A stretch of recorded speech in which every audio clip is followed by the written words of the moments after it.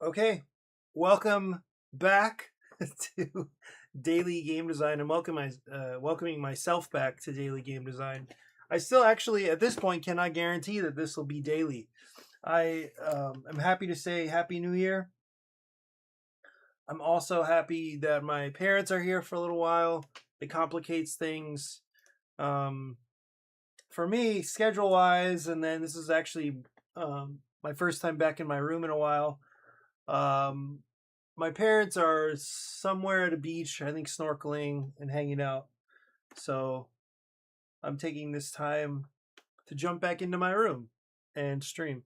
It would be nice to find a routine that I can, continue making progress with. Um, yeah, anyway, it's good to have parents here. It's disruptive for a schedule, but it's better that my parents are here than I keep a daily schedule. It seems like a fair amount has happened. Because I think my last stream was sometime around Christmas. It might have been Christmas Eve, but the last date I have was the 22nd. That seems kind of crazy. Anyway, very positive holidays so far.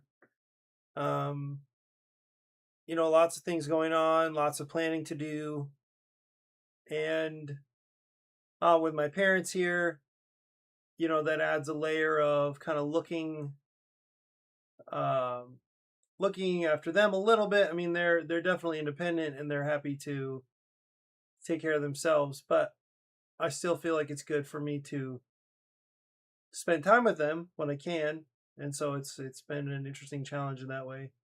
Also, I was house sitting for Sylvia, and Sylvia came back on the 30th, so now I'm back in my apartment full time. Anyway, just lots going on. We had a nice Christmas, nice New Year's Eve. Of course, New Year's Eve being a couple days ago, and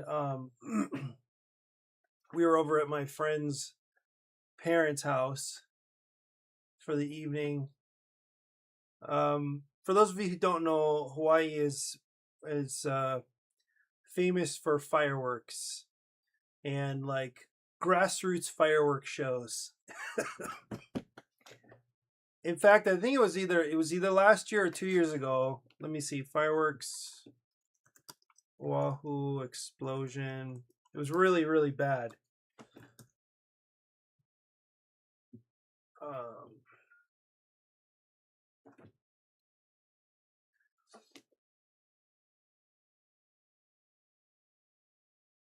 so this is an article about, I guess it was last year, because what they were trying to do this year, the cops and whatever government officials have influence, they were trying to get a lot more people arrested, they were trying to make the consequences a lot harsher for people with fireworks,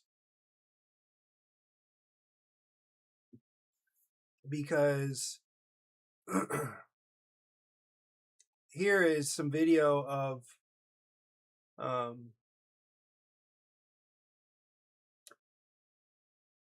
you just can't really see it.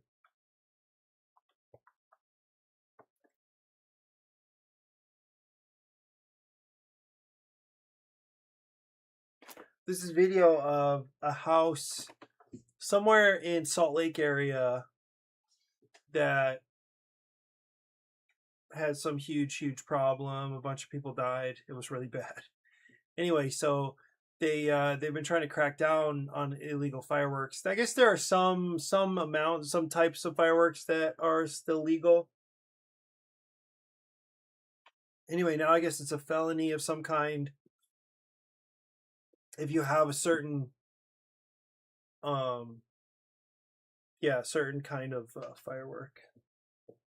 So I was commenting on Joe Bragg's image here, and he says Dawn of Humankind is actually really solid. It's really funny, this kind of thing, and it's sad, but it also kind of makes sense,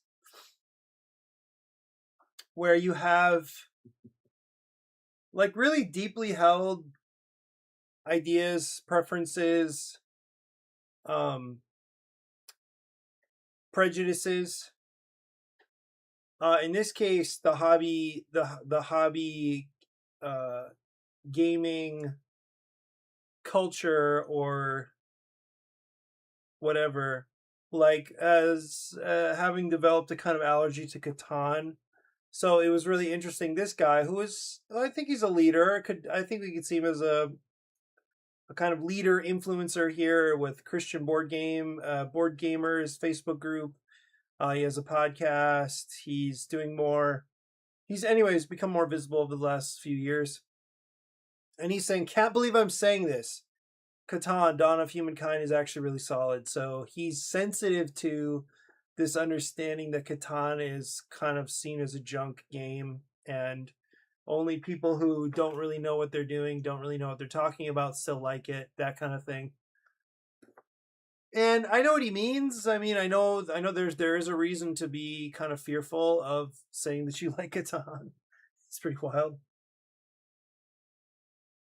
At the same time, good friend of mine, Josh Smith, he's a competitive Catan player, and does a nice job of giving people who enjoy Catan, giving them a space and a time, an opportunity for more play, even for some coaching. I think they still go every Tuesday down in Kahala Mall. Anyway, I was working on a message to him, and it looks like I lost it. I was typing on my phone.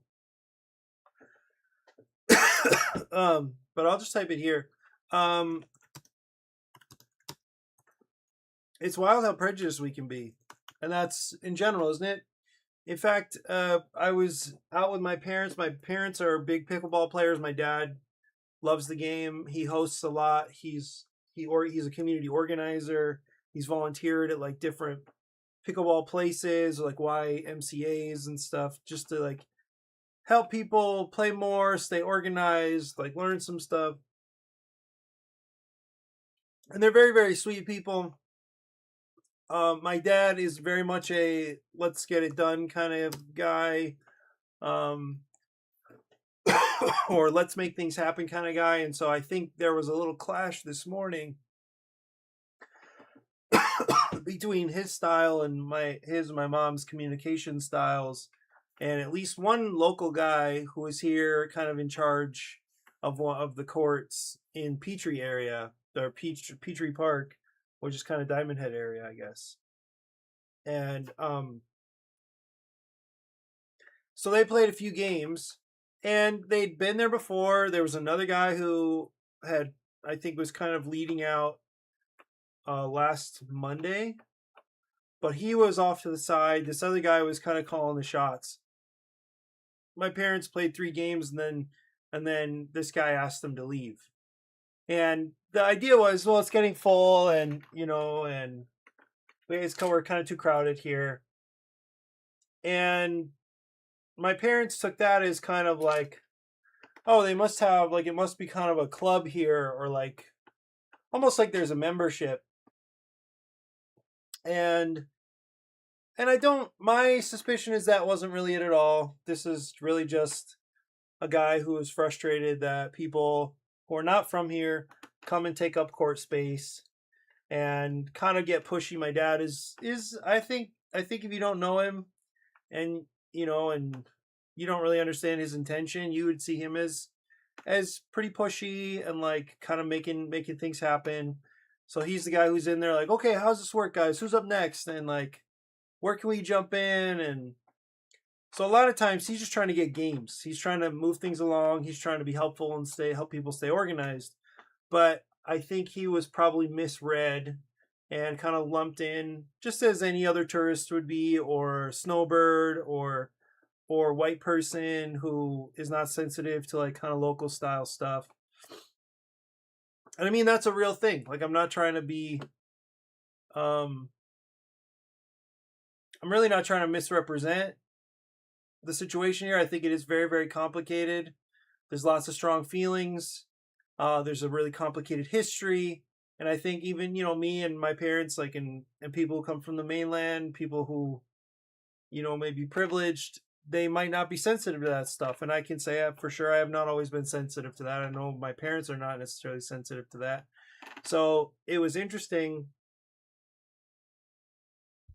trying to myself to do a little bit of coaching after and point out that, and I mean, this is the real thing, not for everybody, but it is for some people. Just by being here, my parents are frustrating to some individuals. Just for the fact that they're here, they look a certain way, they sound a certain way. They didn't grow up here, so they're already walking into prejudice. And I know there are people who deal with that stuff on the mainland, of course, and with racial history and tension and all that kind of stuff too. But anyway, so it might be something my parents just aren't really aware of, possibly a white privilege thing. And anyway, so just realizing that I've been here now for 6 years. This January, this month, is now 6 years for me here. It's the longest I've lived anywhere in my life since actually it's basically the same as when I was in elementary school. Certainly as an adult, since high school, this is the longest by far, this is the longest I've lived anywhere. And so I feel like I've learned some about the style, and I hear feedback from some of my local friends who describe why some people get reactions they do, and maybe it's because they have like a mainland mentality, or they like there's some kind of mentality that they're sensitive to, like Haole style or whatever it is. Like they notice this stuff. There are patterns of people who come here as visitors who haven't been here for very long. They point out these patterns to me. And so it's kind of helpful to help translate the situation. So, so like my parents, for some reason, like I've heard it the last few days, when they go out and they talk to people, they're very super, super friendly. Like my parents are probably like the most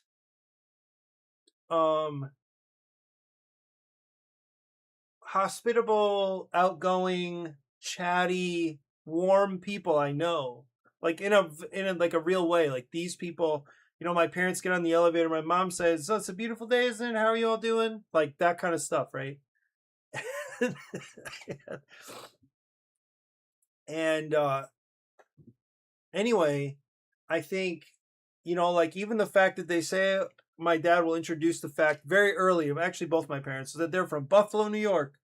So everybody needs to know they're from Buffalo, and it's snowing 12 inches, right? Whatever. And it's 70, what has he been saying?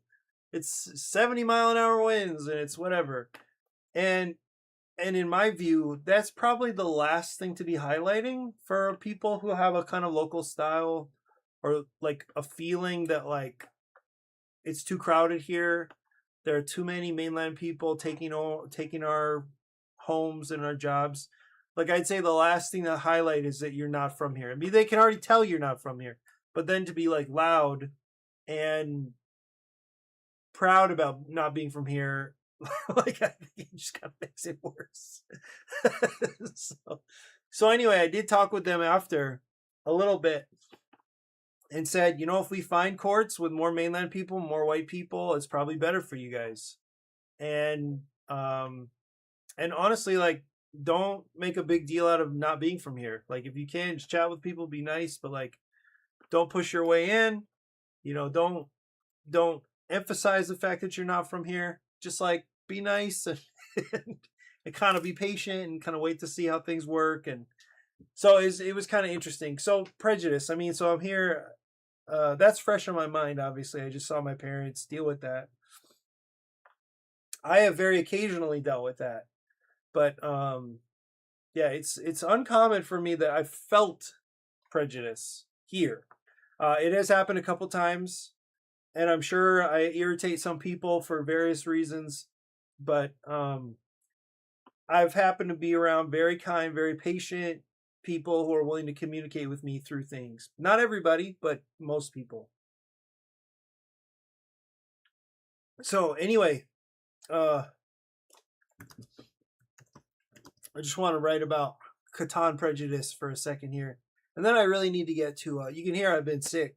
That was one of the themes of last weekend. I was sick, pretty sick over the weekend. I actually was sick overnight, Friday into Saturday morning, thinking, oh, I hope I don't lose my voice, because I led worship Saturday morning, and then all Saturday afternoon and Saturday night were bad. Sunday was bad. Thankfully, I could just chill.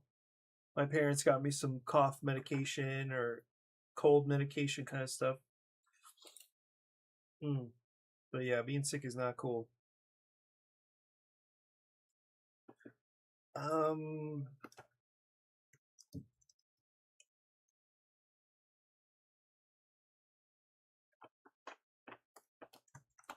Actually, I heard this variant. This is what I was gonna send. I was gonna send him a link to Rails and something, Rails and Trails, I think.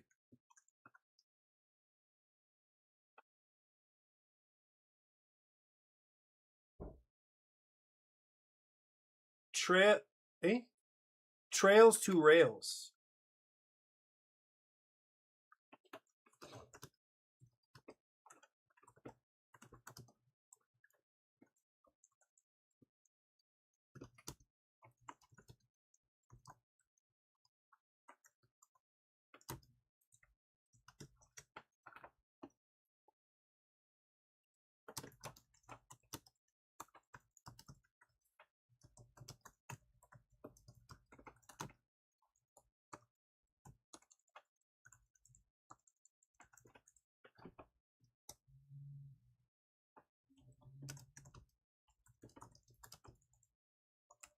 No need to be ashamed.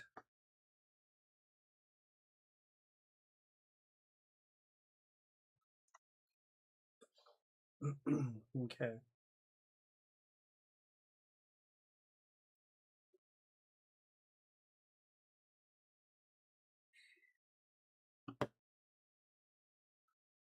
So I've gotten a few new games, actually. Wow, Carol. Okay. We played one yesterday. I was thankful to get down to Armchair yesterday afternoon. Was it? No, I think it was New Year's Eve. So went over. The game store was still open on New Year's Eve, and sat down to Wayfair. So I bought a few games off my friend Phil. Phil is very generous and sold Wayfarers. I got Fit to Print back. That was one that got stolen out of my car last year, November. 2 years ago, November. Wait, no. How do you say that? So not a month ago, November, but a year and a month ago, November.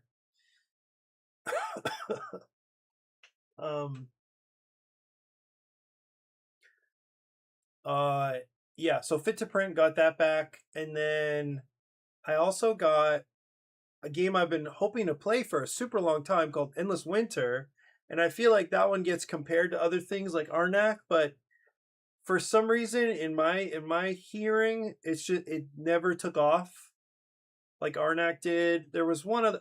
It was also grouped with Dune Imperium. So it was like Dune Imperium versus Arnak versus Endless Winter, and I think Endless Winter just didn't. I don't know. It just didn't do as well for some reason, or it's not so much taken up into the zeitgeist. Unfortunately, Wayfarers took us a long time to learn yesterday.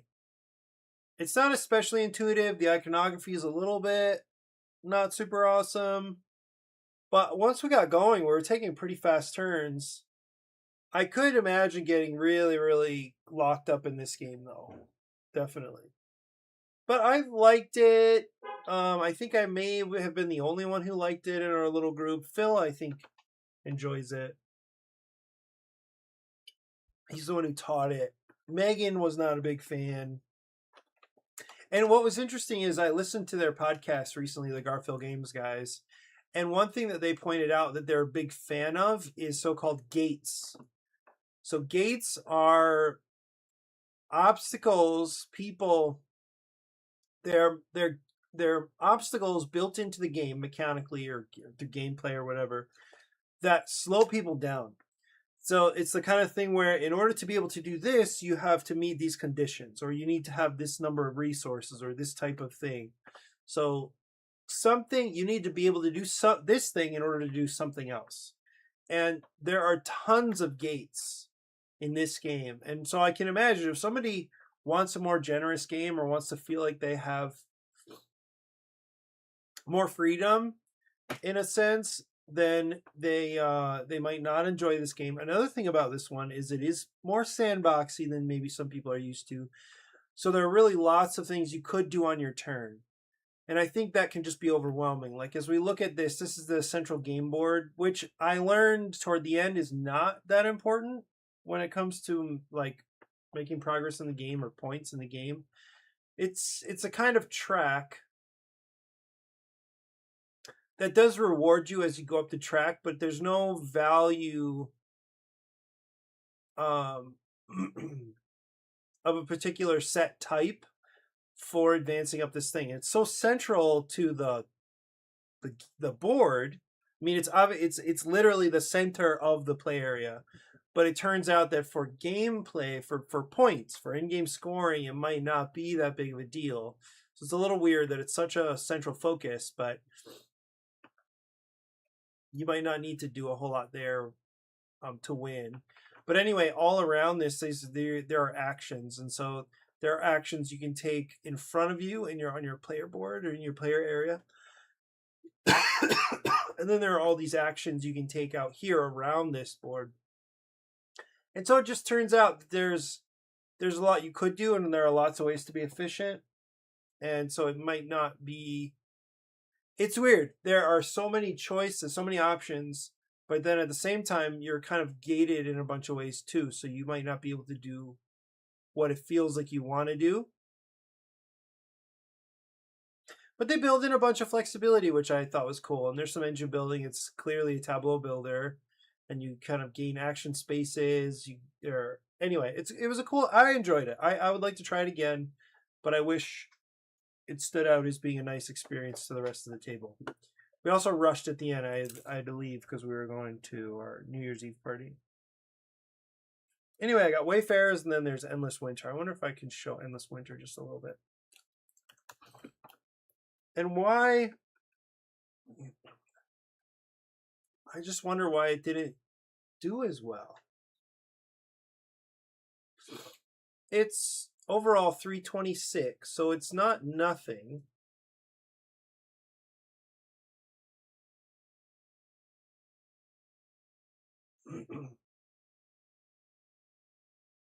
So people enjoy it. Definitely not the worst offender in the big fiddly modern Euro category. Is the actual gameplay is decent. That was a great thing about Wayfarers, by the way. You had 3 possible things you could do on your turn. You could place a die, you could place a worker, or you could rest and retrieve that stuff. And I thought that was beautiful. I thought it very elegant, but lots of possible options. Ooh, this is a little bit of what I was concerned about. And this is also what I've heard for the Unconscious Mind, something like that. Maybe a lot of Euros in general. But they just wanted it. It's overhyped and overdeveloped Kickstarter product. So it just feels like very unfocused design, evident by the fact that the base game shipped with multiple different modules and expansions to begin with. Yeah, I'd say I am on board with that being a red flag at this point. So if I see that somebody's like, oh, I want to do a cooperative, I want to do a semi-cooperative, I want to do a competitive, I want to do a team, I want to do a solo, I want to do a, like, I just say, no, the game is at its best when. I want you to decide. And I bought into that. So I want the designer to decide what is the target experience, what's the main experience you want to offer to your players. And that's a really tough choice because you think, well, hey, if we built all this stuff in, then everybody maybe will please more people. But I kind of don't think so. Because the reasoning then is, wait, you're going to make me look through all of these variants to try to find the thing that I want? I want you to test this. I want you to have an audience in mind. I would like to be that audience. If I'm not, that's okay. Like, my feelings aren't hurt. But you need to define an audience. Let me see. I wonder if my parents are back.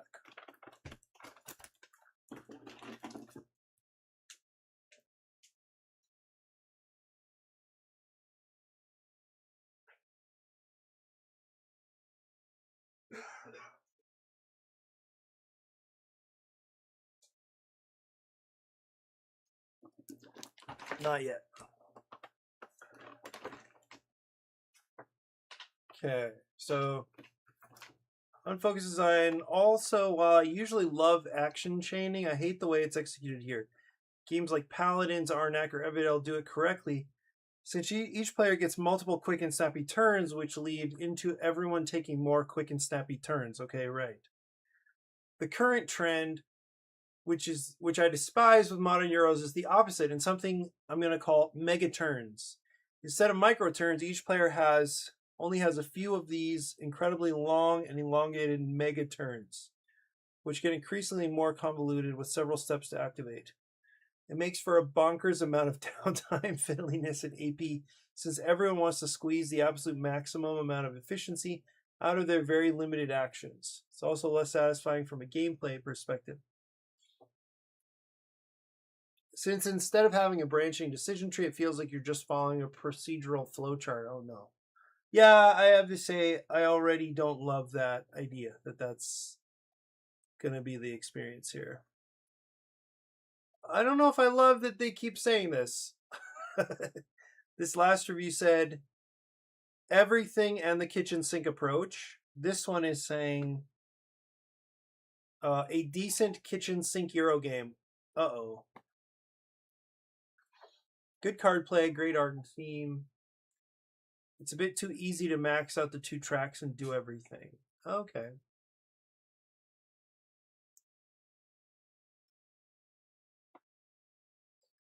End up winning with safe margin.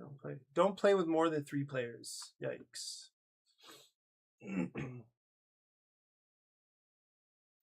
but a little bloated.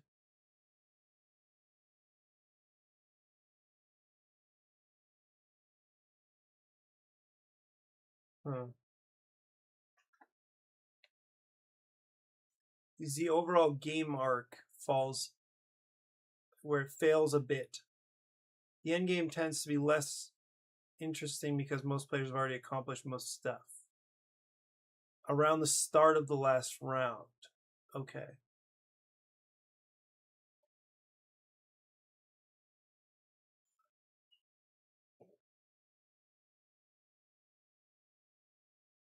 Okay.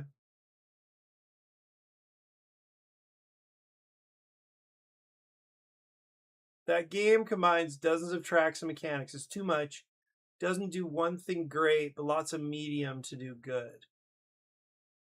It's like combining West Kingdoms with Settlers with name whatever you want. Okay.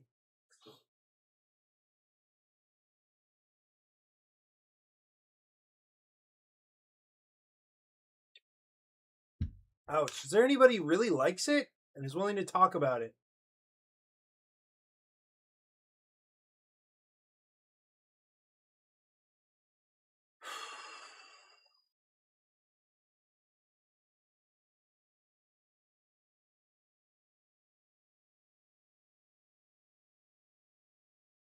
Oh no. Yeah, yikes. So it sounds like it's like what I've been loving, which is the White Castle, but to play synchronously and then where you like try to take these long turns. And so there's takebacks, restarts, downtime. Yikes.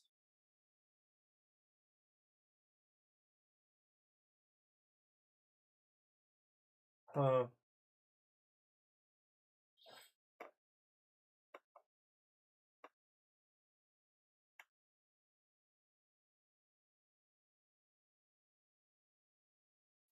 Okay, just a couple more, and then I need to work on my game. On the one hand, it reeks Kickstarter-ness. This is a 6. The production quality is over the top, with both unnecessary bling. The Tribe Chieftain's miniature is absolutely not the most essential gaming piece. Okay. And truly wonderful stuff. The insert is one of the best I ever saw, particularly the player trays. Yeah, I noticed that too. Furthermore, this game is designed with a kitchen sink approach. Why? Oh no. To mechanics, name one off the top of your head and you'll find it. On the other hand, in my amazement, everything sticks together, mainly thanks to an amazing artwork and graphic design. It somewhat works. The most interesting part is the card play, with all the tableaus specialized in some kind of activity, and the constant jockeying between using cards for actions or for inter-round eclipse phases. From a design standpoint, my only real gripe is that turns can be really long with significant downtime. Yeah, not super looking forward to that, honestly.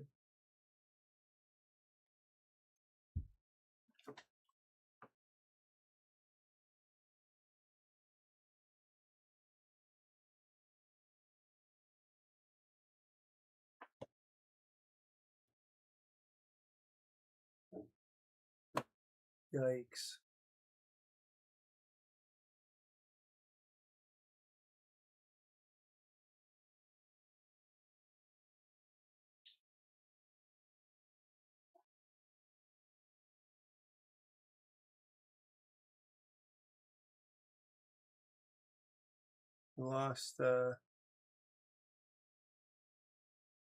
Lost Twitch there for a second.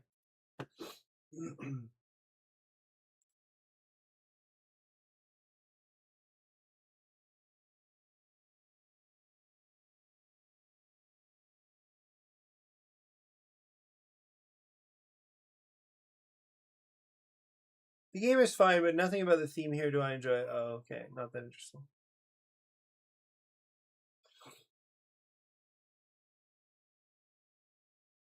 Tries to stuff too many mechanics into one game, which turns the game into a very disconnected mess. The area control aspect is minimal in the base game and has mostly been taken away and put in a separate expansion. Okay, well, I'm still interested to try it. How is Arnak doing? I bet it's like doing very, very well. So that was 326. This is 30. How's Dune Imperium doing?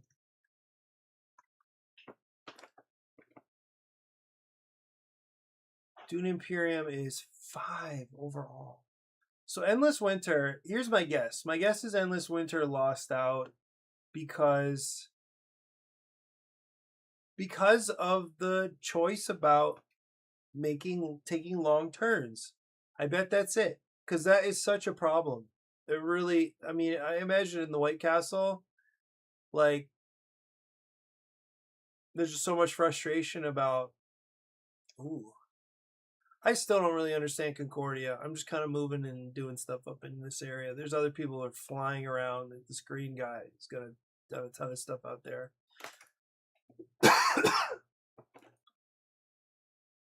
So anyway, what I'm doing today is trying to apply a very different way of thinking about the flow of the game.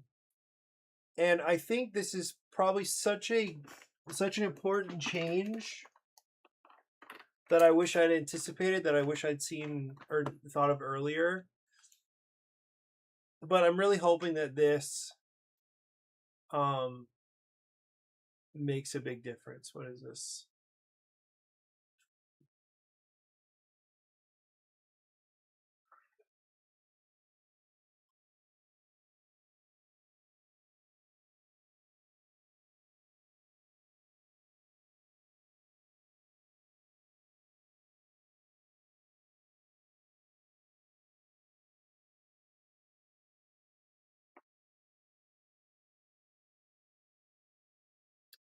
Okay.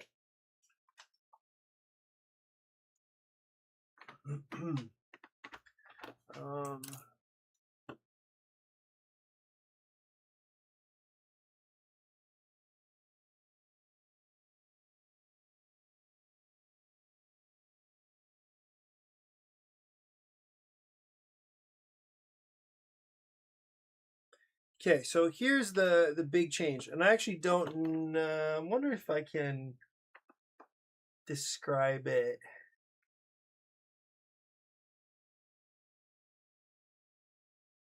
Let me talk it through just to get my head around what I'm applying here. So I'm going to show it in TTS.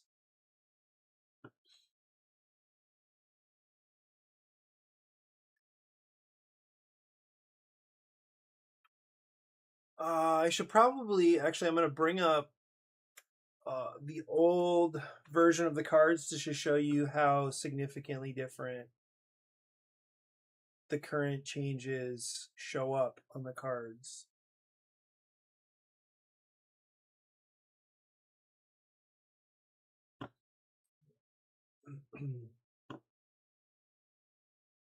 Okay, so here,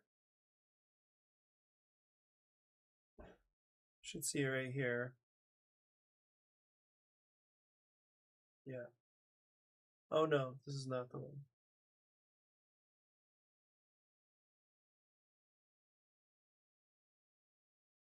I wonder why this is in a folder.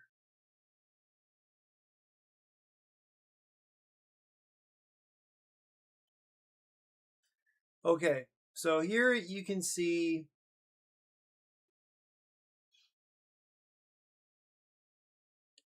this is what the previous cards look like. So there's lots of information here. Here in the top left hand corner is the steps that you would take when you refresh for the next round. Those are kind of like inter-round steps or round cleanup, something like that. And you can see that there were these 3 steps, and I'll show you here in TTS. I've actually already made some of the changes that I think will be important. So what would happen is that you would play out your workers, like you would send them out turn by turn. You would activate these cards out here. Then you would go through these steps. You would retrieve your workers and cover the workers shown in your little staff area here. Then, okay, now that was step 1. That's the little arrow with the little guy, the meeple. Then there is these little gear and white arrow kind of directional arrow things, and those showed up in a few. So here's step 1. So you can see on the right side of the card, there's the little circle with 1 and the little arrow and gear.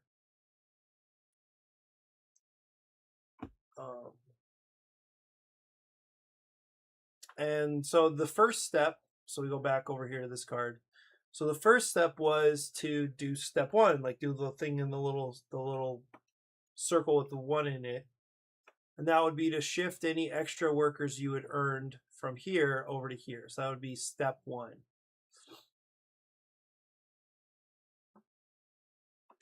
Okay, step 2 was here. So step 2 is in the bottom right of the card. And what that says is, remember, this is like between rounds. So first you retrieve your guys, then you move any extra meeples into the staff area for the coming round. Then you take whatever was in the evaporator and move it into the garage. So that's what this little arrow is talking about. So you would basically do this. So there's the arrow, the little blue arrow sending the stuff from the evaporator over here. Okay, then step 3 is shown right here. And so that is to take cubes and fill the free space. So that would be like the white space right here. That's what this is indicating, although nobody would ever really know that. So that's what's on that card. Those are the steps to refresh for the next round. That's a lot of steps. And also, as a friend pointed out, it feels weird to be moving from right to left. It's essential because the way the cubes, like the flow of the cubes. So you need to, like, first you need to fill this area. Then you need to move anything that was in here over here. So we're going from right to left. Then you move anything that was in the evaporator into the garage to make space in the evaporator. And then, and this is a weird directional thing, then you move anything, then you move cubes to fill the white squares. So it was this little step-by-step production line that really was a little bit hard to remember, awkward because of the way you're used to thinking about things moving and the way you end up having to move them. And I kept thinking, like, why are people not connecting with this game? I feel like the ideas are decent. I feel like it's been working okay. I mean, when players get into the flow of it, they kind of see how it works. It makes sense, but it doesn't have the spark. It doesn't really draw them in. They don't really get excited about it. It's more like, oh, okay, that was kind of interesting. I still haven't really figured out some important details about the end of the game, and there might be some balance problems. But that's the response I get. Is something like, okay, yeah, interesting, kind of. Like, that was cool. But not like, wow, that was awesome, I want to play again. Nothing like that. And my hunch is that it's this process. It's this process punctuated even more irregularly by a longer process between mega rounds. So there are these rounds. Every time you use all your workers, you have to gather them and then go through that process again.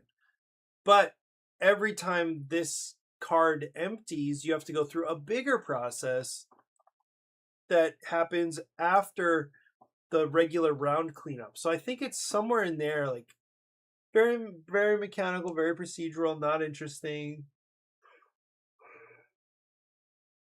kind of unintuitive and hard to remember. Okay, so now what I'm trying to do is eliminate this process as its own phase altogether. That's the goal here. So instead what's happening is that you'll place to fill, right? And then whatever the right number is going to be. And then you're placing guys out here. And when it's time to gather, you gather your guys and you move cubes into the garage. In other words, you're not running this little assembly line thing a whole lot. It's never just like do all of this stuff at once. It's more like at different times you're going to have to manage different steps. And that I think will be a strength. So let's take an example. So let's say, or let me play through a round as if I'm the only player. This is my game. It's called Sugar Shack. Thanks for jumping in. Have we met? What is this? Acrozone? Hey? That is not at all how to say that. Anyway, welcome.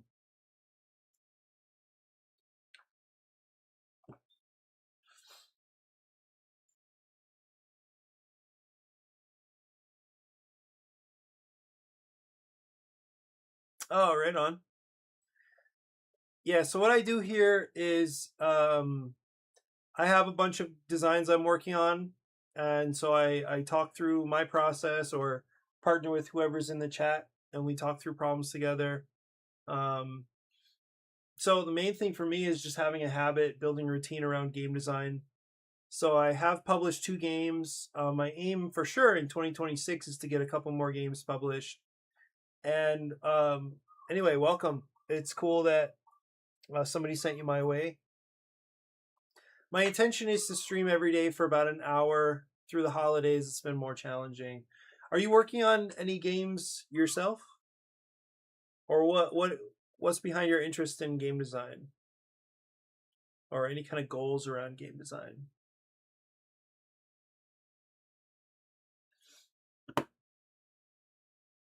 Yeah, so right now I'm talking through or kind of dealing with a fundamental change to this game, which is maple syrup themed. It's like maple syrup production because you have your own sugar shack where you're boiling down sap into syrup. That's what this card is meant to illustrate. But I keep running into this issue where players are not super connecting with the game. I think it's a little too procedural. And so I was trying to iron out like make disappear one of the phases that I think was a big stumbling block to fun.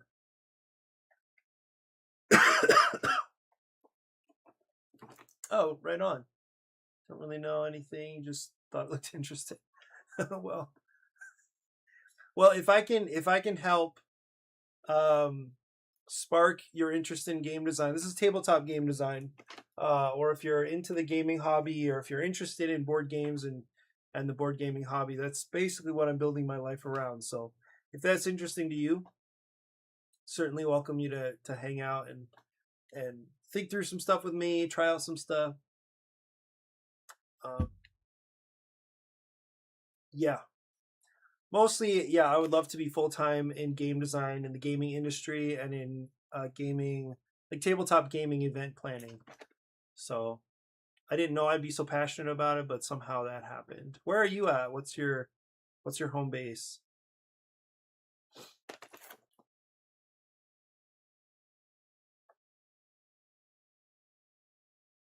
I'm on Oahu, by the way. So the timing is often really weird if I'm streaming. Like most people on the mainland are working, or like it's their lunch break or something like that. So okay, so anyway, this is so trying to get rid of that process has huge knock-on effects for the game.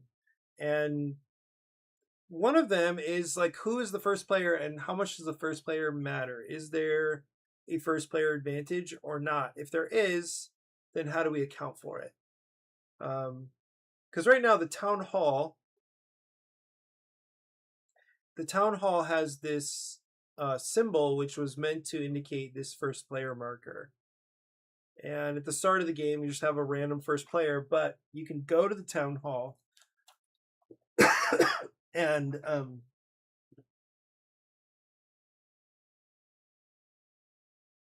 do you just produce on Tabletop Sim, or is your goal physical board games? Yeah, so I have this is where I prototype. So if I'm planning to pitch the game, or if I want to play test online, I always build a prototype in TTS. But I do have, eventually, once a game is kind of stabilizing, then I do print out physical prototypes. Actually, I'll show you a couple of them.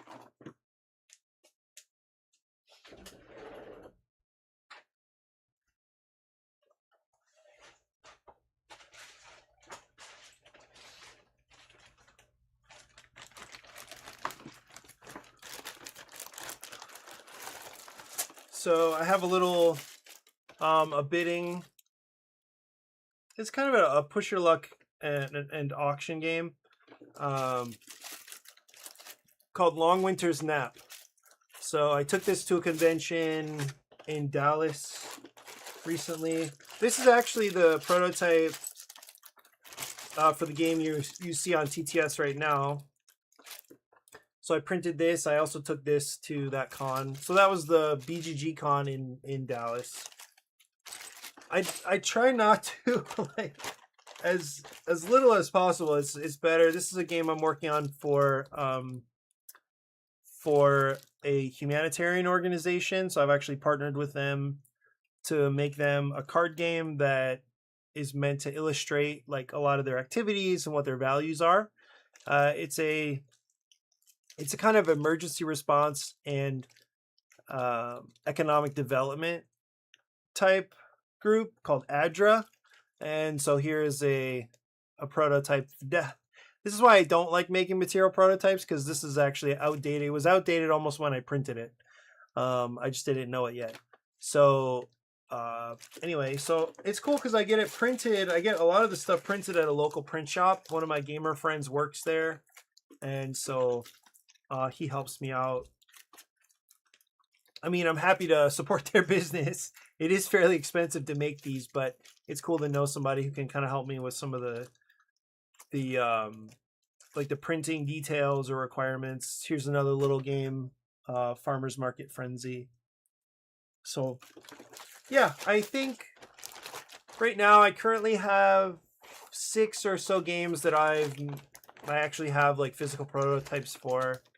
And then I have a bunch more that I work on like kind of at random or whenever a contest is coming up and it seems like that game is a better fit. Also, I have a Discord server where we talk game design, and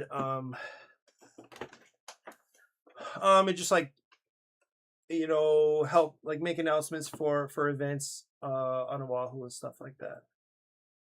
But yeah, I love it. I that's one reason why I dedicate an hour a day to what I'm doing. It's really, really fun. Okay, so some other knock-on effects. Well, and this is of course with an eye to simplifying and streamlining. So cutting as many steps as possible. One of the things that I felt like was a really cool concept, but it was kind of hard to remember, was the idea that the town is kind of revealed bit by bit. So this is the idea. So you have 2 sugar shacks. You have a sugar shack for blue player and for the red player. And then there is the town that they interact with. So they're at home in their sugar shack making maple syrup, and then they go into town and they interact with these different businesses or locations to start making money or do community service. This is all, you know, essentially for building up a bank of victory points or to build your engine. So this is definitely an engine builder. It's worker placement engine building. That's the main thing here. So as an example, on your turn, you could go to Closerby Market. So you're basically sending one of your staff to the market to sell syrup. So the cost for activating the location is shown in the bottom right of the card. And so you'd place one of your workers out here and you would get $3. 1, 2, 3. And you'd have to spend 1 cube. That's what the cost is shown here. The reward or the benefit is shown. And the cost is in this yellow area. The benefit is in the gray. And what this says, you need to send 1 cube to the town hall. That's what that little symbol means. So you play some on TTS, huh? Like what are some of the games that you play on Tabletop Simulator?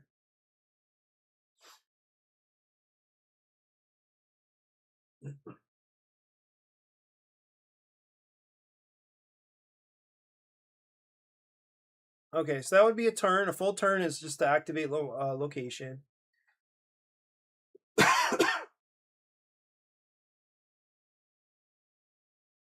was interesting that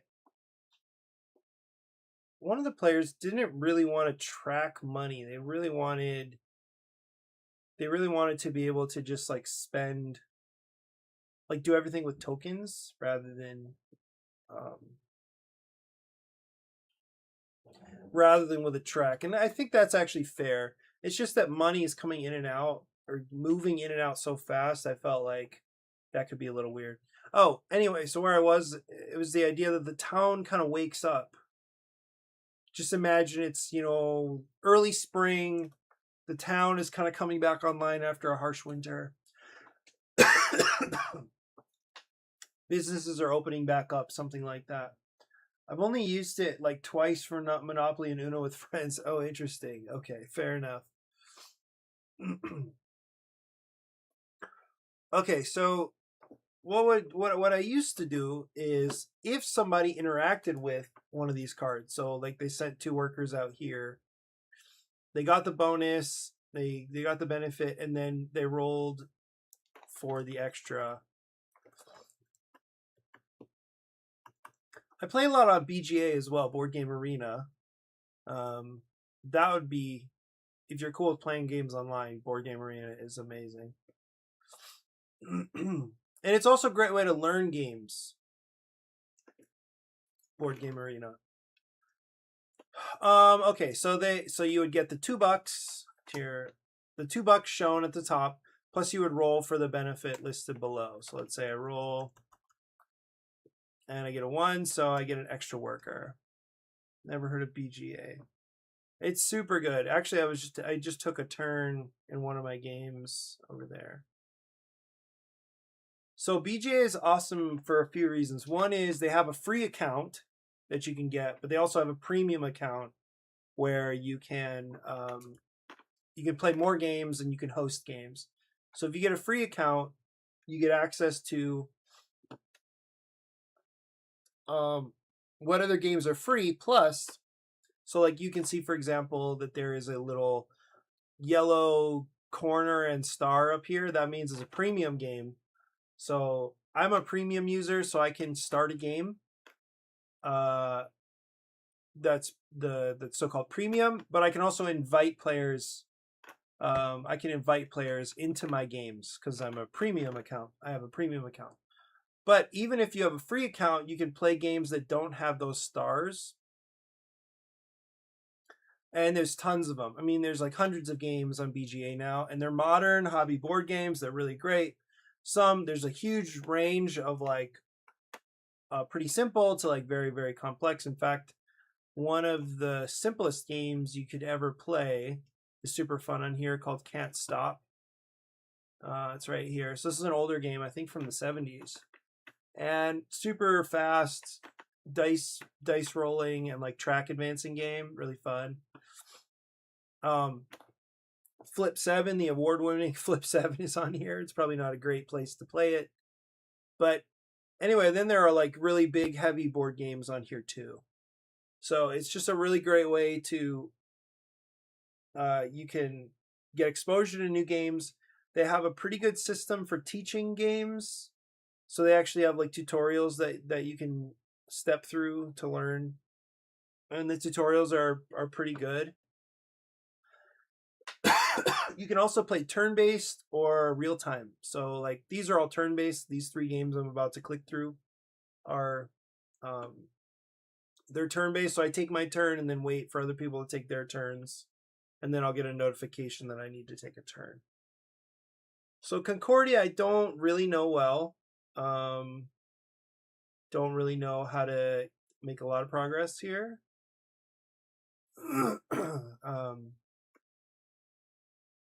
For one, I'm pretty sure I don't know how to get more of my colonist guys going. Land colonist.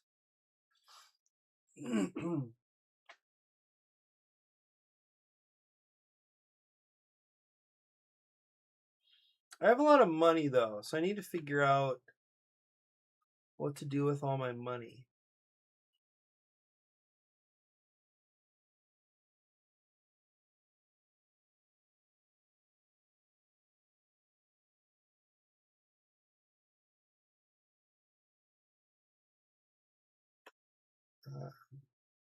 See, I don't know what I'm producing yet. That's also part of my problem.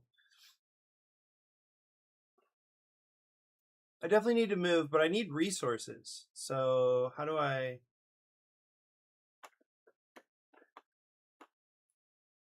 What is this? Take 3.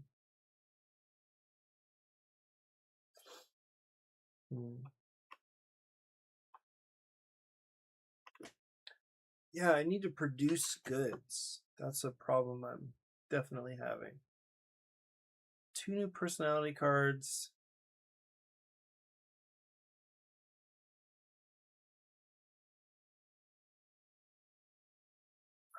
Huh.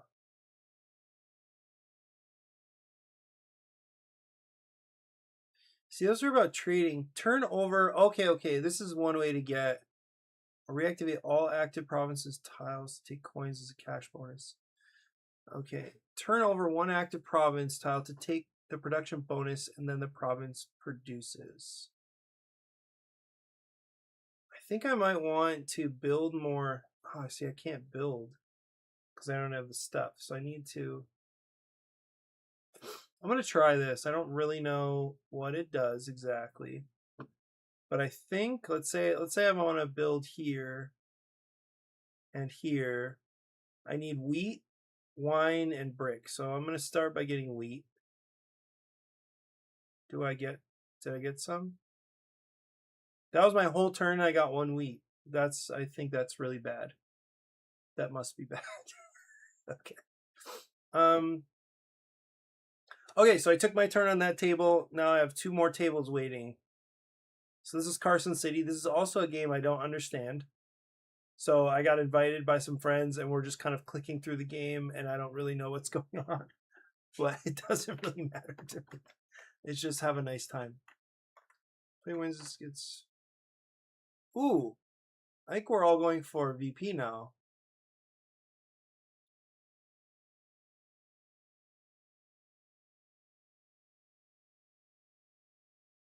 Sure, I'll do it. So I have 1 table waiting. Okay, so this next game is a game I actually know well, which is Space Base, and I love it. It's really fun.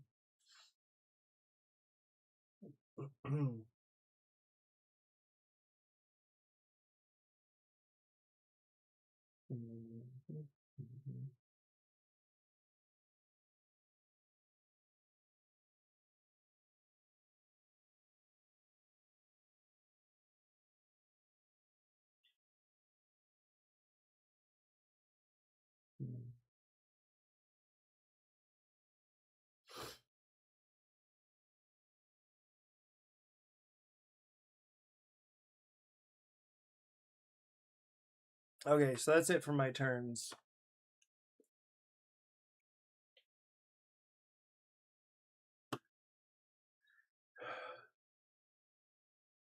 Okay, gotta go back to Sugar Shack. Okay, so the changes that I'm proposing are something like this. That these all start out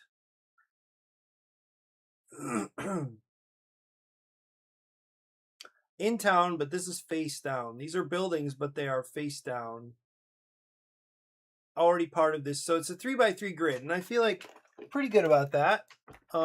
This seems simple, straightforward to set up. It's a 3x3 grid. It's just going to be a little bit annoying to like find the right cards. I also think I'm going to make the warehouse just leave it as it is. Normally the warehouse would flip, and I don't think I'm going to do that. I'm just going to let it stay on one side.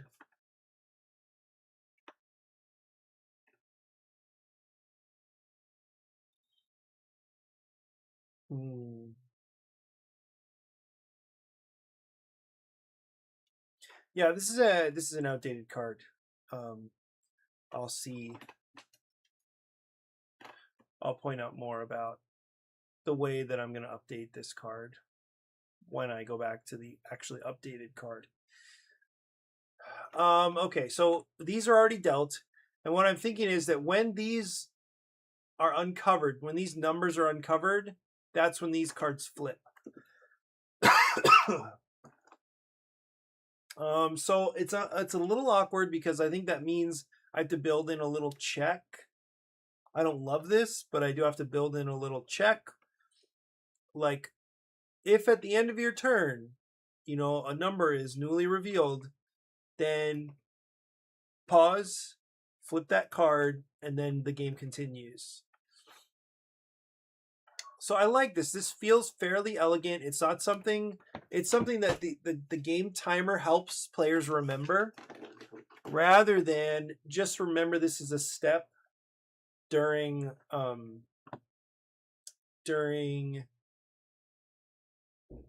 the first third of the game. Like, just try to remember the step. I guess what I don't love is that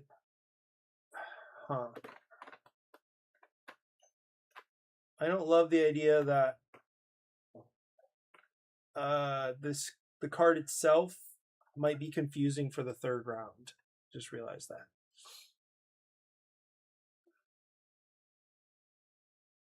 I wonder if there's a way to show this on the card. Anyway, so I think I have some major changes in mind that I can just apply over the next few minutes to some of these cards. So here's the difference. So here's the old card because of all the steps, all of the procedural steps that happen between rounds. Here's the new card, which is, it's ugly, I feel, because it's kind of empty. But all this is saying is when you place a meeple on the sugar bush, that's what this tree is. The tree is indicating the sugar bush. When you do that, fill the evaporator. So right now, the only significant area, the only meaningful area, really, that players will interact with is this little square with 3 squares in the middle here. There's still a green square because I want players to be able to manage more finely how much syrup they're producing. So that's why there's still this green square, and there's a cost here.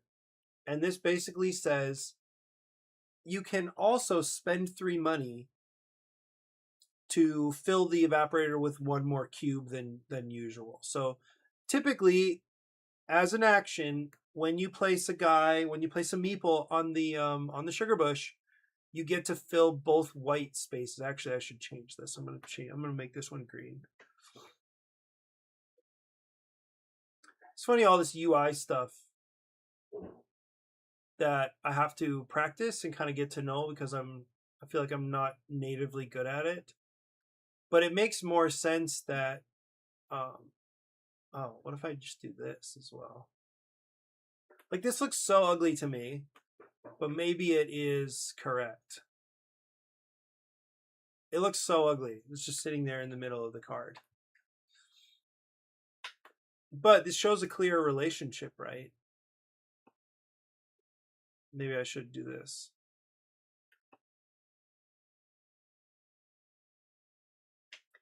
Yeah, not awesome, but I think putting it on the right it makes more sense than having it on the left.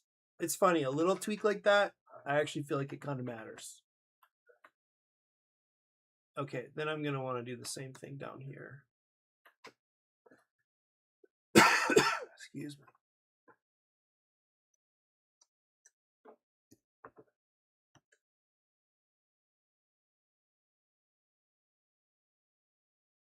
Okay. Okay, so the left side says, when you place a meeple on the sugar bush, fill the evaporator. Yeah, I'm going to do the same thing with colors. Fill the white spaces of the evaporator. Oops. Okay, super. Why?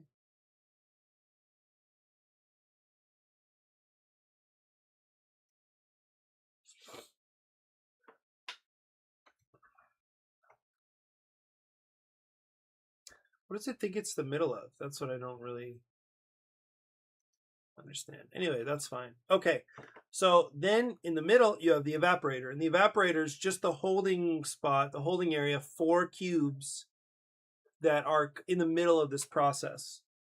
Okay, but then I have this issue of, like, I don't want...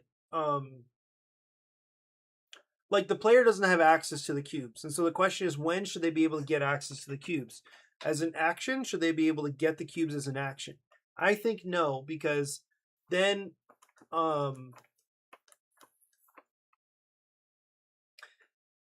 it becomes,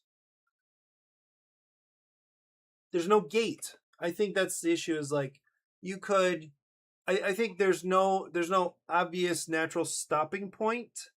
In a way, there's no way for the player to think, like, okay, how do I refresh here? Or when am I supposed to refresh? So instead of making it an action to gain things from the Sugar Shack, I'm moving it to, or I'm keeping it as part of the cleanup of the round. But rounds are going to be like separate now. Now there's not like, it's not like both players are going to be in a round together. Instead, there's this kind of rolling idea where as long as you have workers, you can continue doing what you're doing. You can do more and more and more. But every now and then you're going to have to like rest, and resting would be, you know, quite a few games do this, but like resting was in Wayfarers of the South Tigris. We played a couple days ago. You rest, and when you rest, that means you like recollect your dice and roll your dice again and other stuff. But in this case, the question is, when does a player get access to these cubes? Well, what I'm going to attempt here, what I'm going to experiment with, is that they get access to the cubes when they collect their workers. So at the same time they collect their workers, these cubes get moved over to the garage.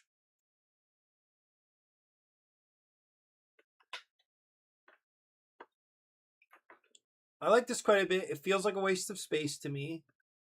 So I don't know if there's another great way to, like, I don't know, move some stuff around, add some information, but so far it's okay.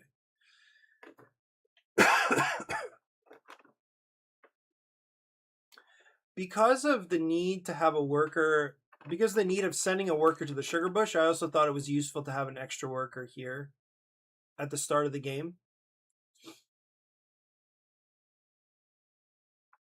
I already took off the first player marker graphic or icon. Now there's kind of no need to go to the town hall, except, interesting. Oh, interesting.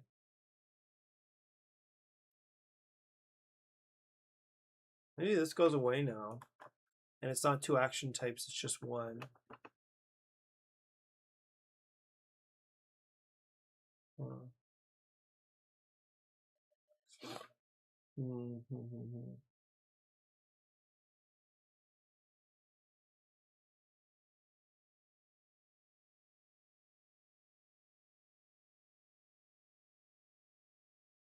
Interesting. Oh, you know what I can do here is I can put the menu. Oh yeah, okay. So I think this goes away. I think this whole group of icons goes away. Instead, it still costs, a meeple to resolve one of the mayor cards. Whoa.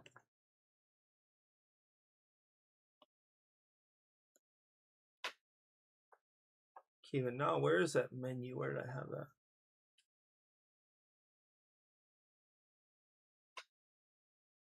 It's right here. Yeah, okay. So I can do this.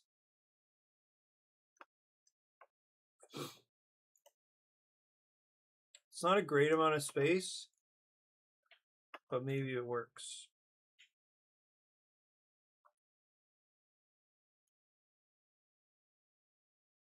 Okay, that's actually not bad.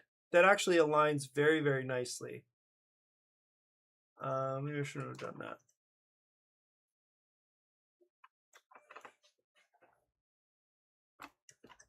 Group these. I'm going to move this out of the way.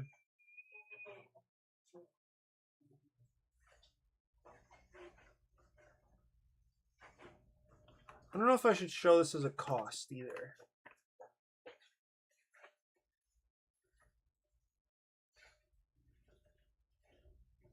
This is actually kind of perfect now that I'm looking at it.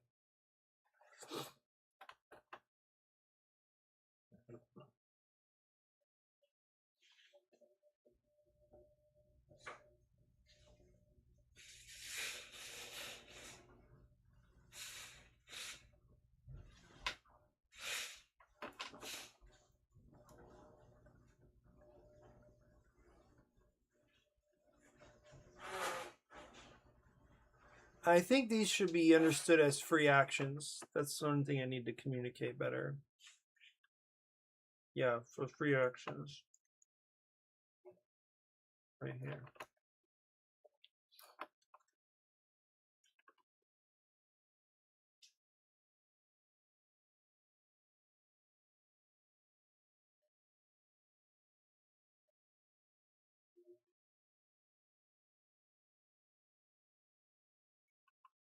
That's pretty good. I mean, it's kind of weird that there's this weird, like, white space, but in general, that's pretty good.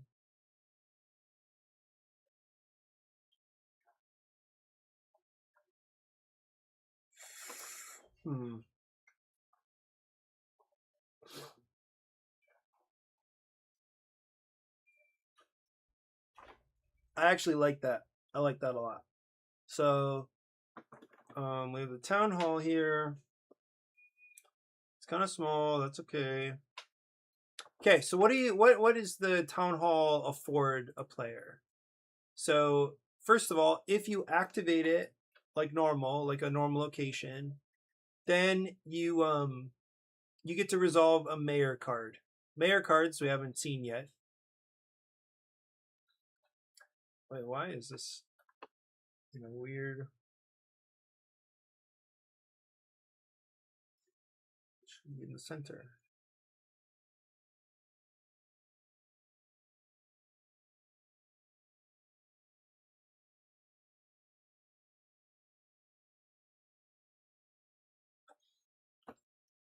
Didn't realize those were separate.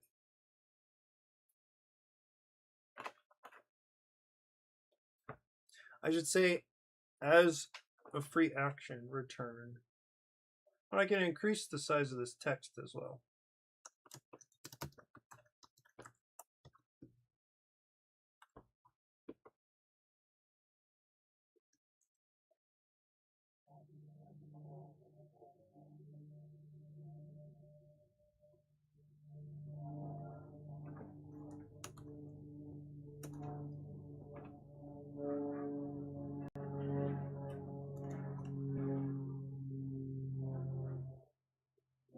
Nice. I think that's pretty good, actually. I'm kind of stoked about that.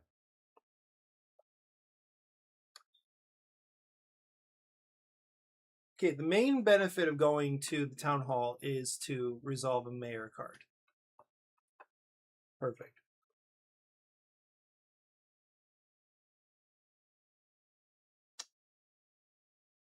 I wonder if that means mayor cards can actually. Would that screw things up if they came out from the beginning of the game? Probably, still probably. I guess I can blow this up, and even it's fine if I like set it behind some stuff. A little bit smaller.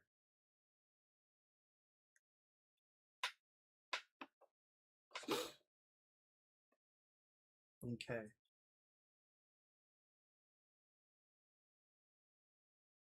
I like it. I like this a lot, actually. The only thing is, it makes it useful not because it will necessarily be a place where players are placing meeples a lot, but they're going to be looking there and treating it like a menu here for free actions. So I think that's actually kind of good that this card is always useful. It's always active because you're dropping the cubes up here, but also looking at it in order to spend cubes. So I think that's actually a good thing. Okay, Closterby Market, you're perfect just as you are. Warehouse, what do we say about this? I think I'm gonna make it always the same payout, so and I'm just gonna delete this here, so it's always gonna be side A. So it doesn't need an A anymore. Okay. So I can also take out these steps.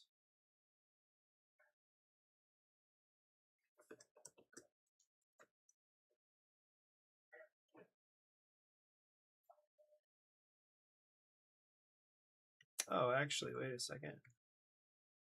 I'll keep this arrow.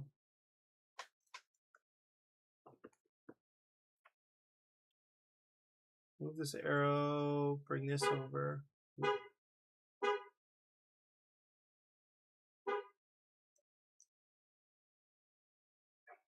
Yeah, it feels good to be getting back to work after the new year. And by back to work, I mean working on games again, because I had been streaming every day for pretty much like 6 months. And then all of a sudden, I wasn't streaming at all for like a week. And I really feel like that really, it's just getting out of routine is not great. But anyway, I really love working on this stuff. So it just feels like a loss that, that I'm not able to make progress on stuff I'm excited about, that, that's not that exciting, not that cool.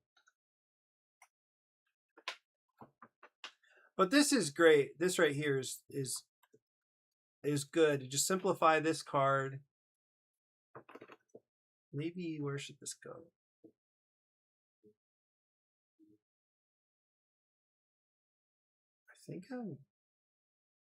I think that actually works right there still.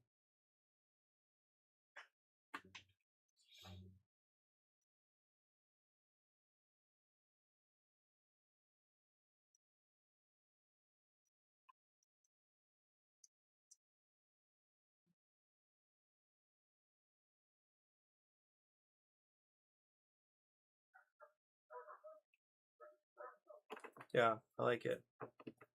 But this should, I would say these two need to be, yeah, like that. Okay. That feels good. Syrup ink, I still like. I think I can leave it. It should be fine.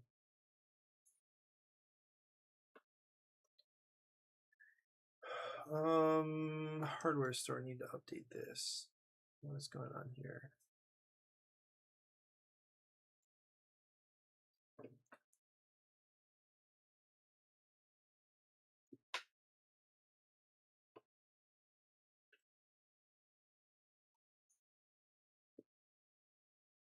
Okay, so it's the 3.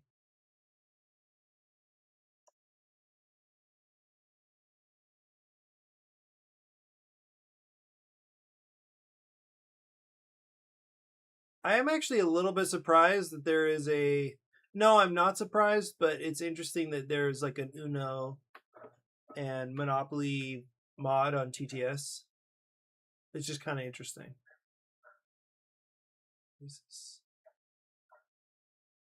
Maybe that circle, maybe that green circle is actually cool. How do I get that back?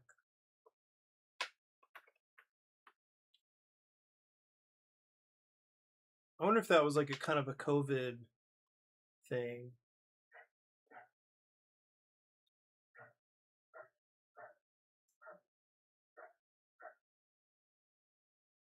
Okay, well, I was just working on the hardware store, right?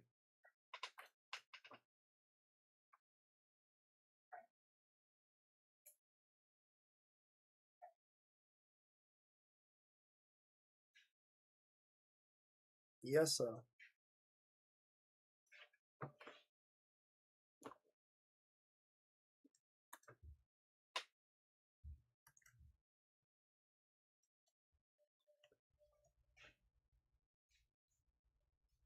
Oh, that was it.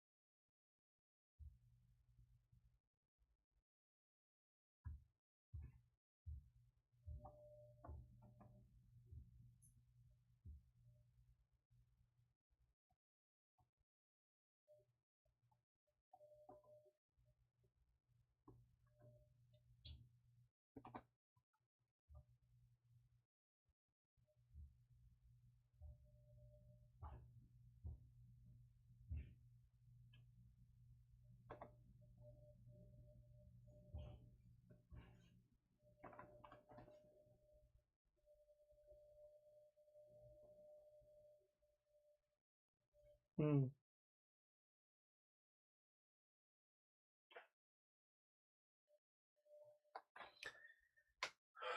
Okay, so I still feel good about this.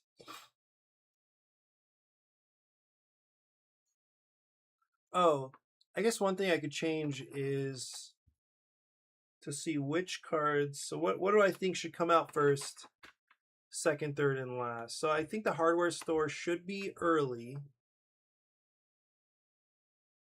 Yeah, so okay, so I have numbers written here. Maybe you can see those. Like here is 1, 2, 3, 4. So what I'm thinking is that I think this is fine last. So it'll be something like this.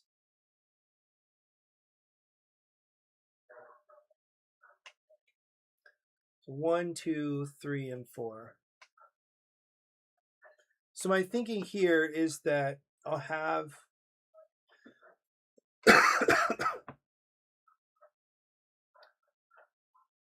or you know what, just have the icon. Just have the icon from the shop, from the building itself shown. Yeah, something like that. Hmm.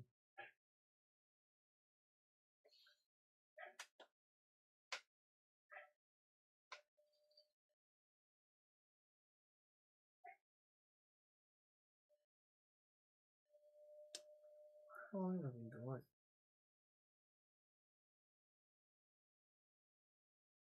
Also, the stream has been pretty stable so far.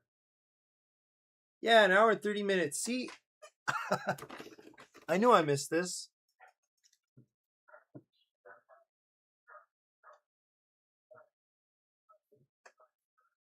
Okay.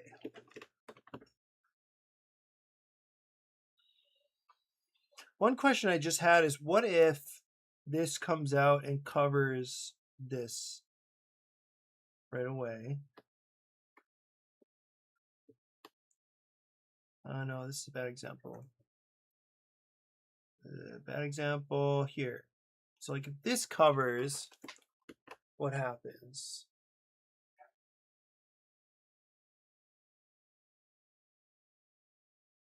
So that's fine because that just gives the players a barrel. What about this one?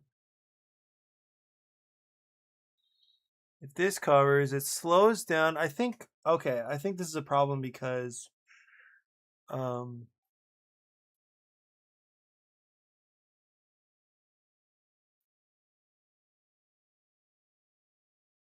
hmm, I think yeah, so all of these need to be revealed because it would just be very weird to have to describe what to do if a card is covered like this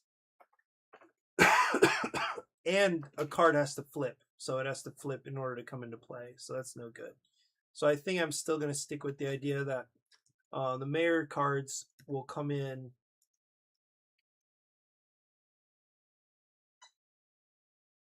They'll start coming in at a set time.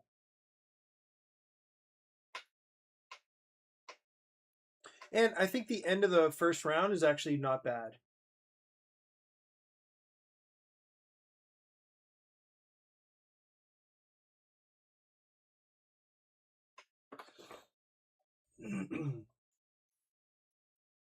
Okay.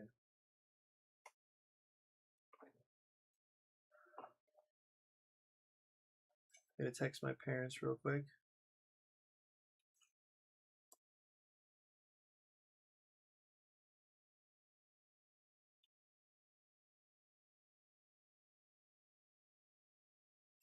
Okay.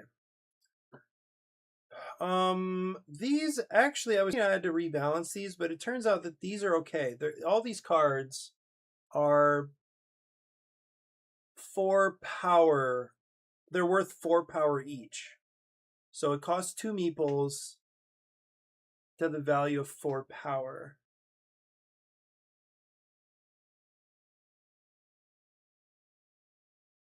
But here's what I wonder.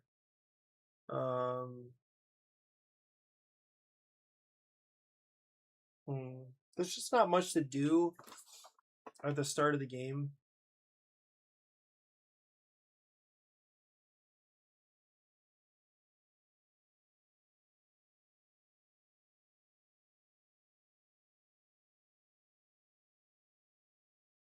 Like, what could these be as temporary bonuses? Maybe I should just reduce the value of everything by 1, so these are all 3 value.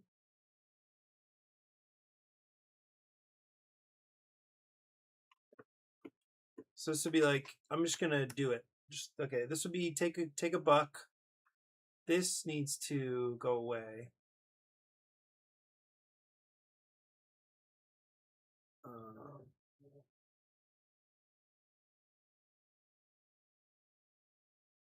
Oh, my parents are heading back just now. Why?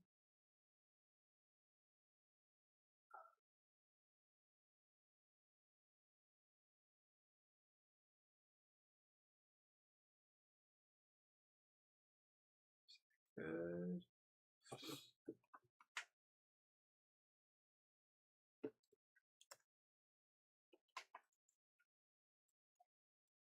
I realized that this needs to be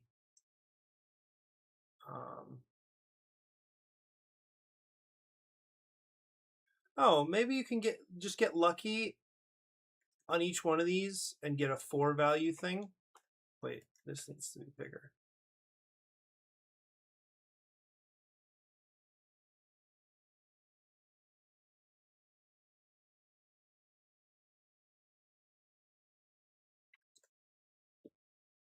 So you could actually get a 4 value off of this card. What's this? So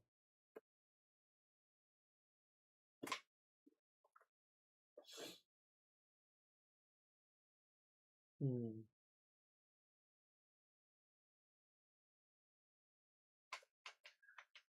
me see. Vespers. That's 6.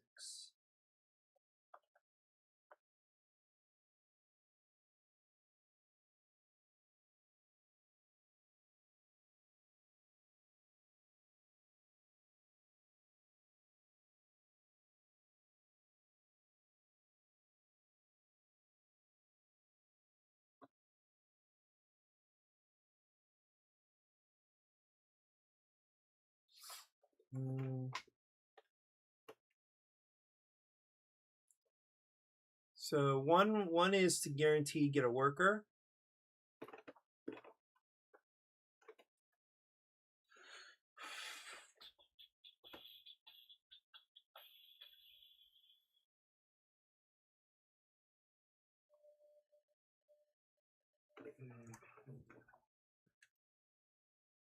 Yeah, so I think this now becomes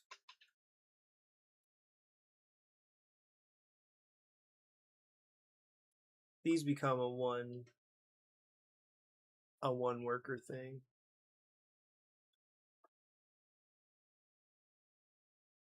So one is kind of like a money focus.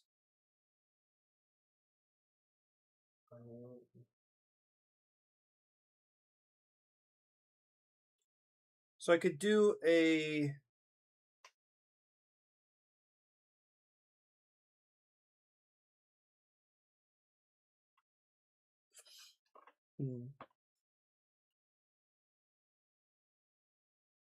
I have one more. I do have one more. Yeah, so this is way too valuable. Let's make so how many? I have 3 different things. So this one is about money, right?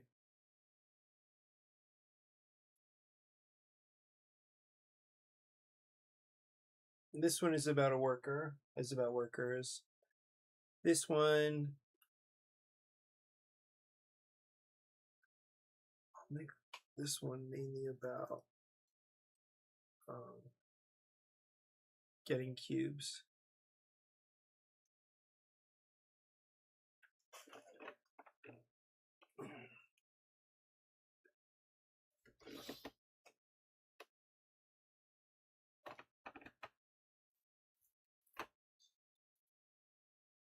Would you ever want 3 extra cubes? I guess that way you could avoid taking actions to gain cubes. I mean to run your to run the sugar shack.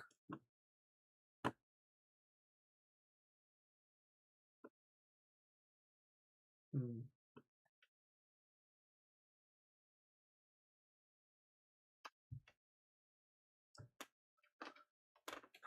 Hmm.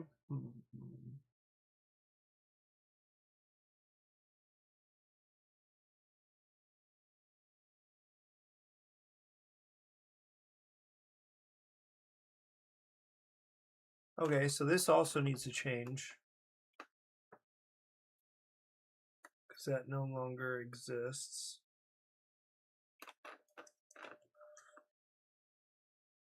Yeah, I have a feeling this is no longer an interesting upgrade.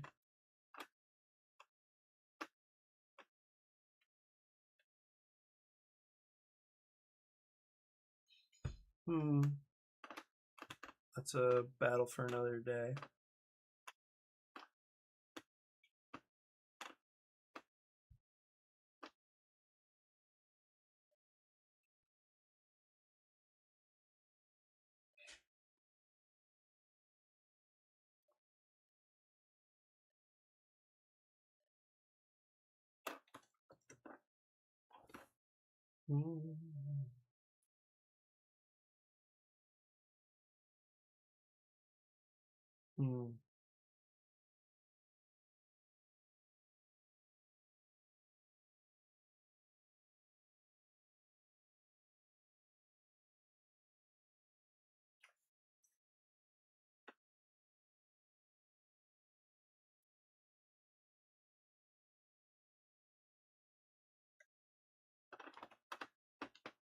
Okay, so let's give you a 1.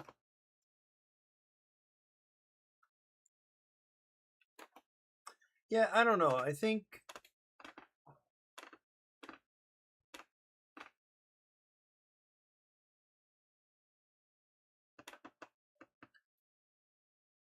maybe it's a little weird to have a range of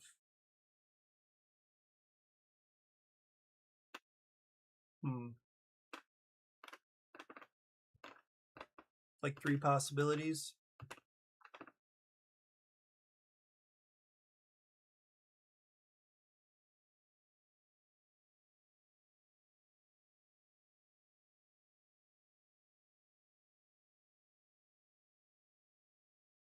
Here's the thing. I could just make it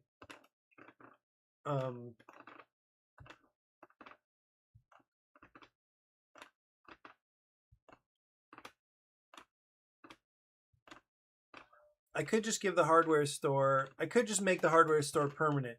Like it's always available. And I think in a way that's probably right because you might want to be doing upgrades right away. Okay, so let's just go with that. And now what does that do? So I don't need...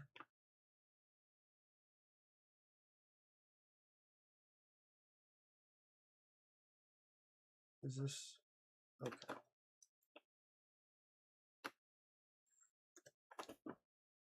So I can move this somewhere else. Like let's say the gift shop. Or do I like this? This is one that I wasn't feeling great about.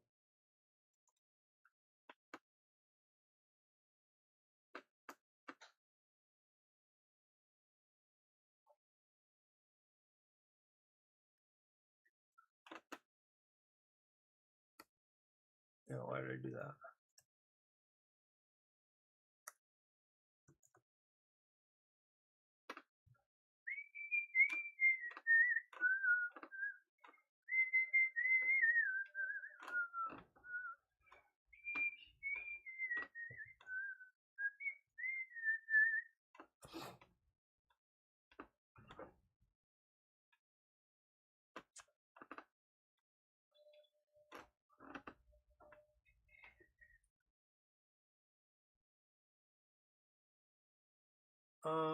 Hmm.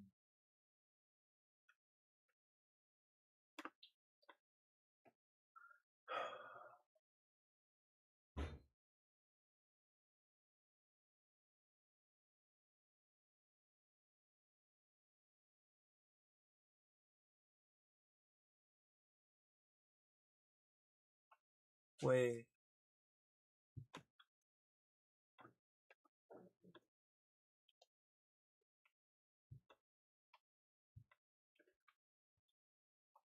I feel like I might want to undo some stuff here. Whoa, these are super old.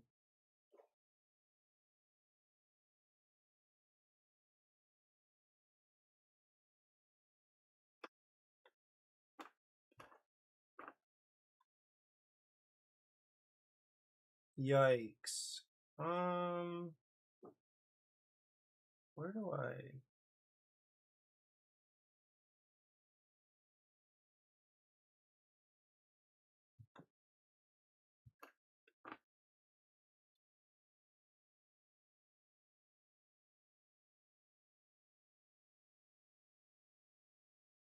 It might be this one.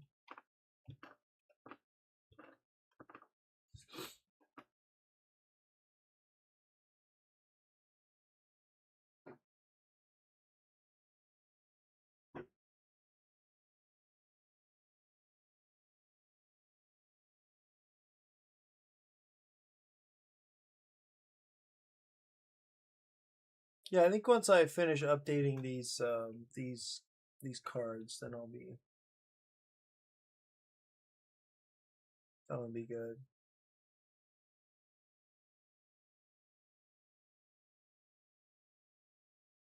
Wait, so how does value work here? So,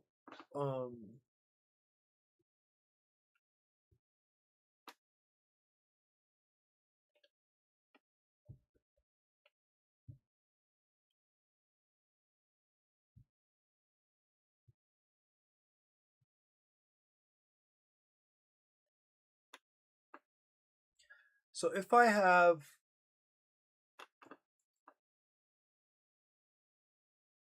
So in Closerby Market, if I go to Closerby Market, then I spend a cube, but that cube goes to the town hall.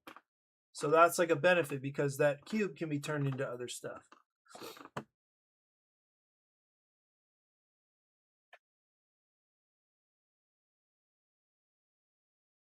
Hmm.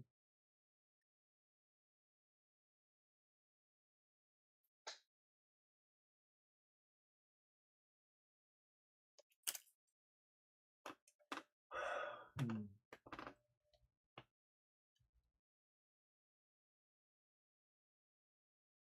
This is the... Oh, okay.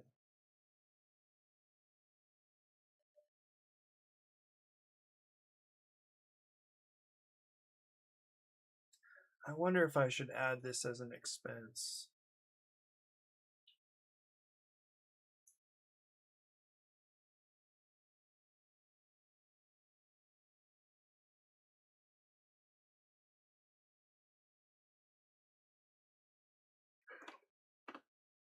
Huh.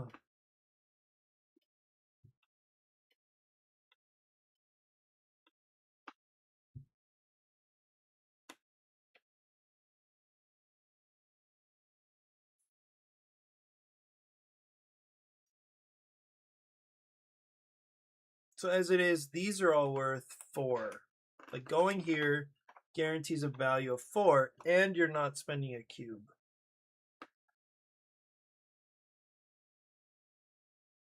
So I guess it kind of costs... It costs 4 power. Wait, no, it costs 3 power for the Closerby Market because a worker is 2 power, a cube is 1 power, a buck is 1 power. So to get 3 money or 3 power, it's an exchange of 1 worker and 1 cube. That cube is slightly more valuable than 1 because it does give you something. If you want, it gives you something for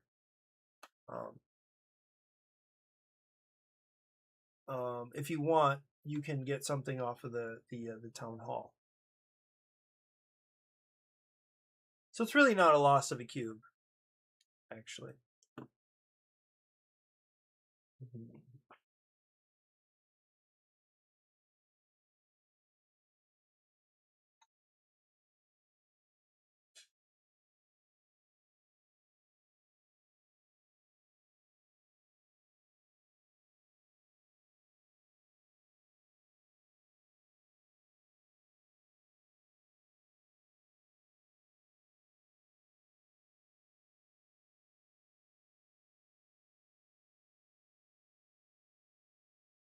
Hmm.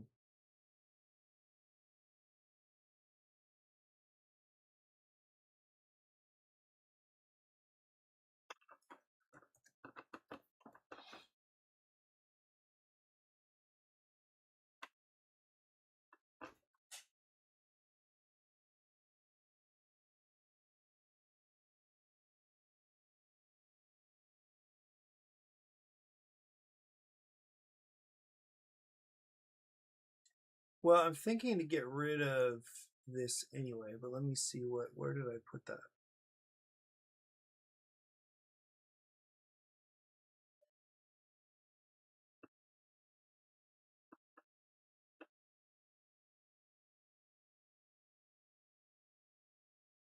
Is that what I just put down here?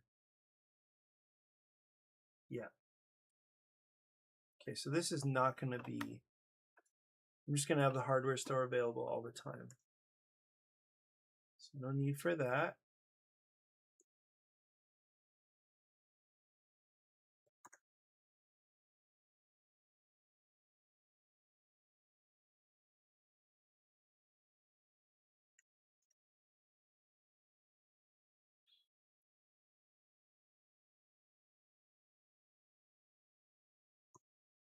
And this one I need to update.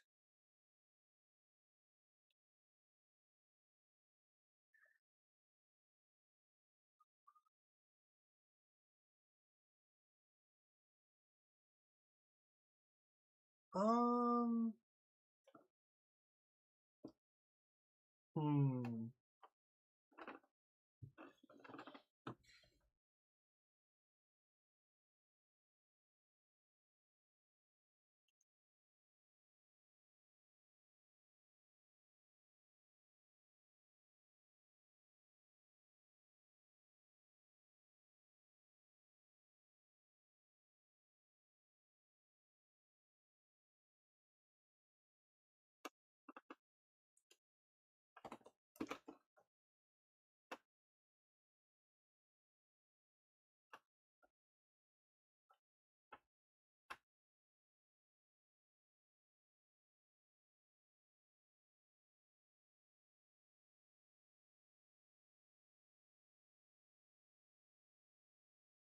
One, two, three, 1, 2, 3, 4, 1, 2, 3. Okay.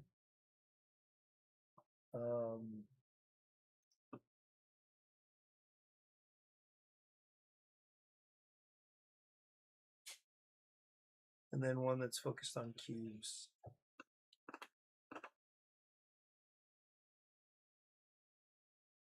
So I can add a worker in here.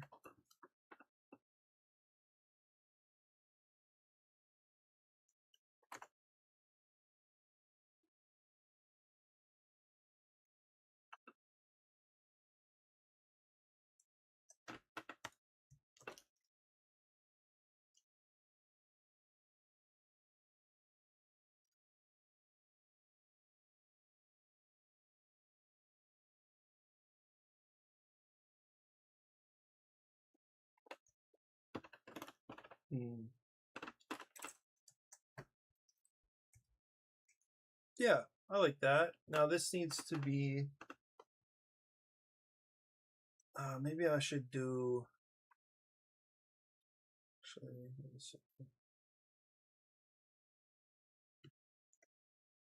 I think I'll do 2 money here actually, and then I thought I had a card back that was this one, yeah. Okay, once I update this, then I'll be finished for the day. But it does feel good. It feels good to be back, making progress, thinking more about games and game design, changing the world one game at a time.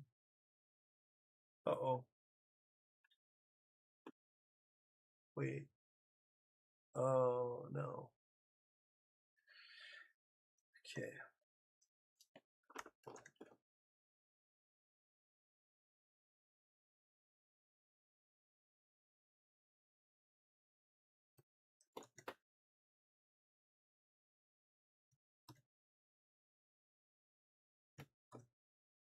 Good. Okay.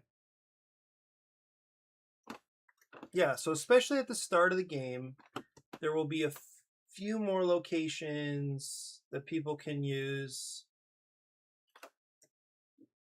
with the potential of a slightly better payout. So these are pretty much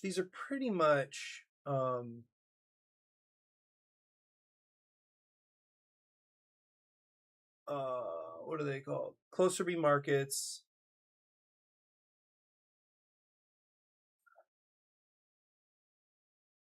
So like the closer B market won't really be that useful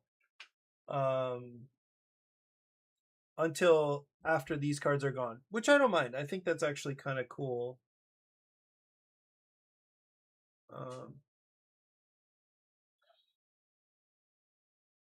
So anyway, okay, that's it for me. Thanks for hanging out.